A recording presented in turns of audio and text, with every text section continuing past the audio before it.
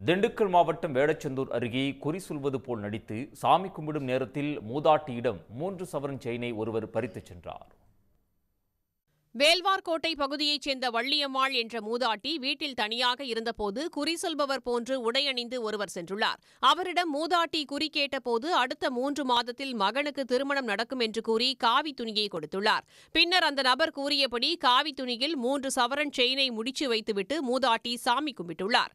இதனை பயன்படுத்திய கொள்ளையன் கண் இமைக்கும் நேரத்தில் செயினை எடுத்துக்கொண்டு தப்பியோடினார். இந்த செயினையும் காட்டி அது மேலே வை முடிஞ்சு நீ சாமி ரூம்பில் வச்சு நீ சாமி முடி பயலுக்கு நல்ல காரியம் நடக்கும் அப்படின்னு சொன்னேன். சரி நம்ம ரூம்பில் தானே நம்ம வீட்டுக்குள்ள தானே வைக்கிறா இவன் கொண்டுட்டா போயிடுவியா அப்படின்னு நான் நம்பி கழுத்தில் இருந்ததை கலட்டி அந்த அரிசி மேலே வச்சு நான் தான் முடிகிறேன். அந்த தண்ணியை அந்த அரிசியை கொண்டு வந்து வேப்ப மரத்துக்கடியில் ஊற்றுனேன். அவன் வெளியே நிற்கிறேன். நான் அதை கொண்டாந்து ஊற்றிட்டு வரங்காட்டி எப்படி அந்த முடிச்சில் இருந்த சங்கில் எடுத்தான்னு அவுத்து எடுத்தான்னு எனக்கு தெரியல. அதன் பிறகு தான் ஏமாற்றப்பட்டதை உணர்ந்த மூதாட்டி அளித்த புகாரின் பேரில் வடமதுரை போலீசார் விசாரணை நடத்தி வருகின்றனர்.